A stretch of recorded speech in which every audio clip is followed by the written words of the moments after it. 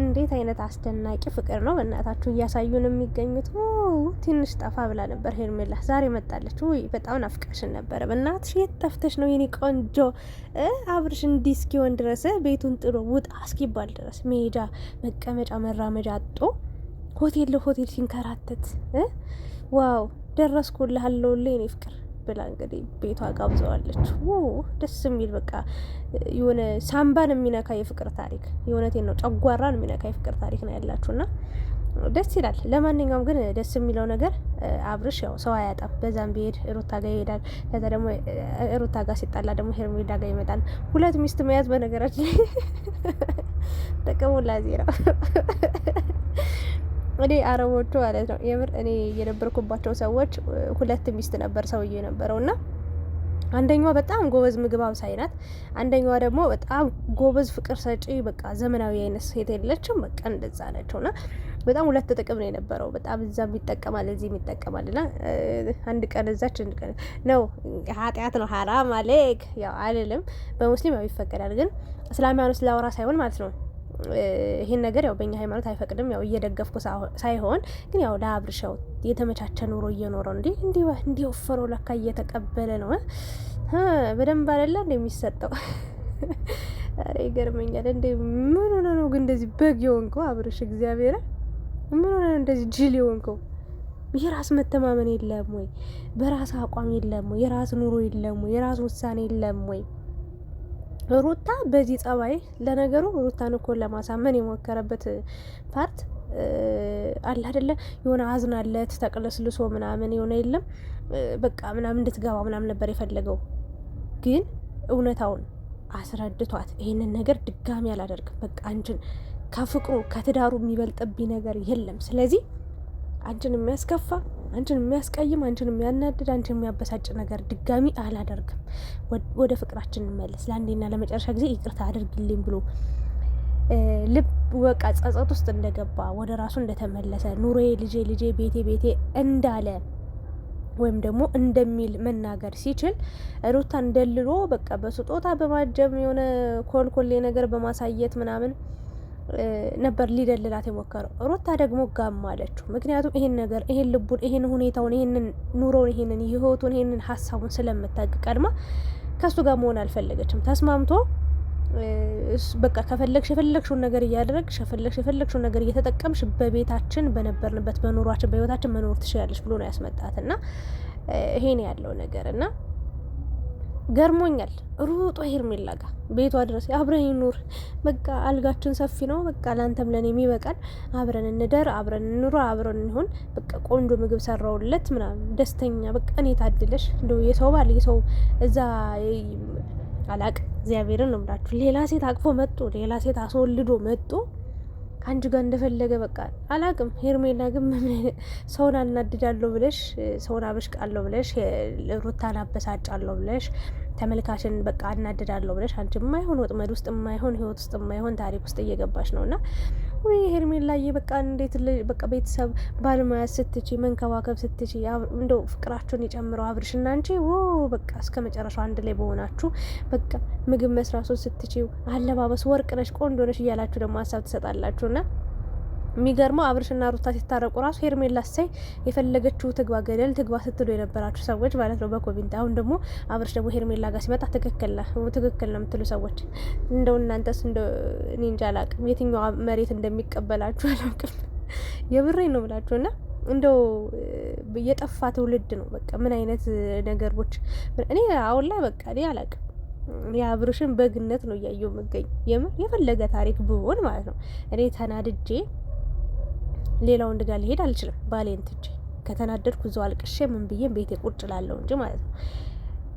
እሱም ቢሆን ከተናደደ ከተበሳጨ ቤቱ ቁጭ ይላል። እውነት ለመናገር ሩታ ማሳመን ከብዶት አቅቶት አይደለም፣ ግን በቃ ሩታ ገፋችኝ፣ ሩታ አባረረችኝ፣ ሩታ አስወጣችኝ ብሎ ከሄርሜላ ጋር አብሮ ለመሆን እንዲመቸው ነው። እንግዲህ አስቡት፣ የሆቴል ምግብ አይመችም፣ ሁሌ ምግብ እየገዛ መብላት አትችልም፣ አይሆንልም፣ መቀን ያለው ምናምን የምትይው ነገር ማለት ነው። እስከ መቼ ነው ይሄ ነገር? የራስሽ ኑሮ የለሽም ወይ? የራስሽ ህይወት የለሽም ወይ? ታዲያ ይሄን ልጅ አሁን እንዴት በየት በኩል ብላ ነው ሩታ ይቅርታ አድርጋለት አብረው እንዲቀጥሉ ልጁን እንዲያሳድግ የሚሆነው። የምሬን ነው ብላችሁ የአላህ ብያለሁ እንዴ! ምንድን ነው እንደው ምንድን ነው የያዛችሁ? በእግዚአብሔር ምን ሆናችሁ ነው?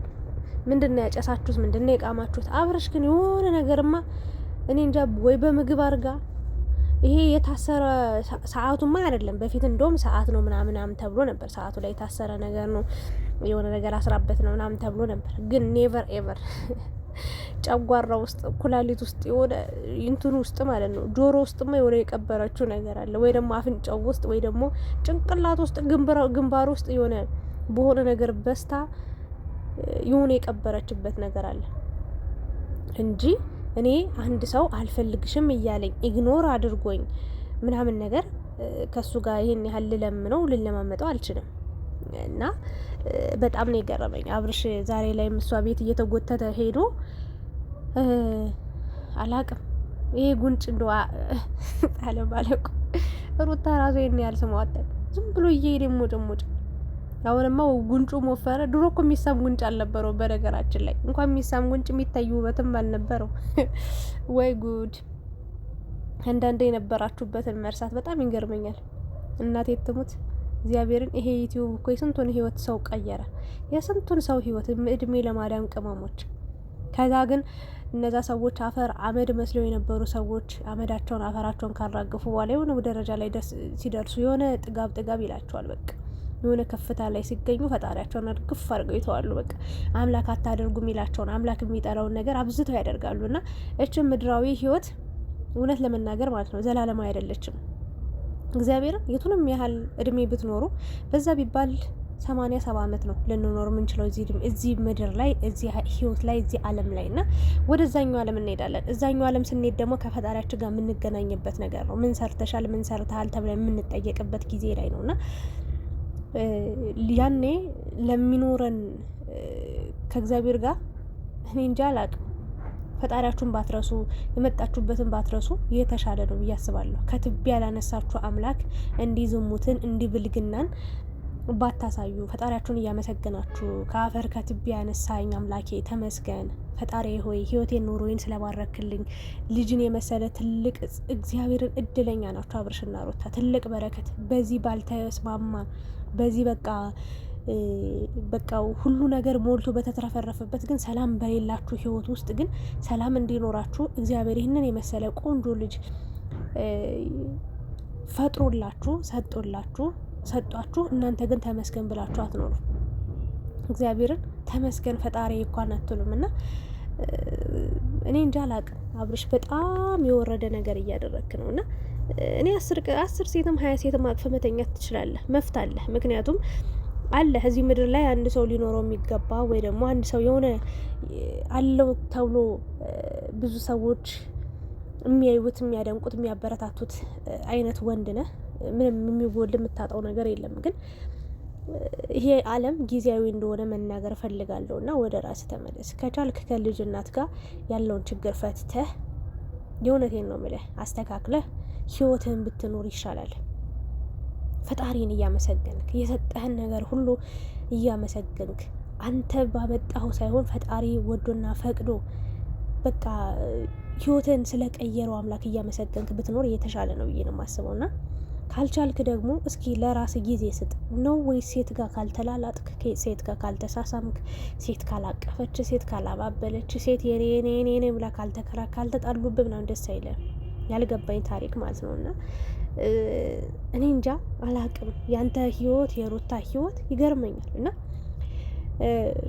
ሄርሜላን ደግሞ የምታበረታቱ የምታደንቁ ሰዎች ጥሩ ስራ እየሰራች አይደለም። በነገራችን ላይ ግን ዛሬ ላይ ጥሩ ነው እያላችኋት ነው የምትገኙት። ነገ ደግሞ ስታለቅስ የሆነ ነገር ጉዳት ሲደርስባት ታይ ብዬሽ ነበር ማለት አልፈልግም በነገራችን ላይ እና ካሁኑ ነው ሁሉንም ነገር ማስተካከል ያለባት፣ ወደ ራሷ መመለስ ያለ የሰው ነገር የሰው ነው ባጭሩ። የሰው ነገር ይዛ በዚህ ልክ የምትኩራራበት ነገር እኔ እንጃ አላቅም።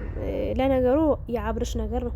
አብርሽ እንዲህ እየተላላጠ የሆነ በግ ነገር ነው። እግዚአብሔርን በጣም በቃ የገረመኝ ነገር መሳደብ አልፈልግም፣ ግን በግ ዝም ብላችሁ አሁን የምሬ ነው ብላችሁ ዛሬ እዚህ ቤት አድሮ ነገ ሌላ ቤት ይደር ብትሉት ያድራል። በቃ ዝም ብሎ በሄደበት ነው የሚጎተተው። በቃ በሄደበት የሆነት ለመናገር ማለት ነው። እና አብርሽ ደግሞ እዛ ጋር ነው የተመሳሰለብኝ። አንድ አይነቶች በቃ ጉድ እኮ ነው እንዴ!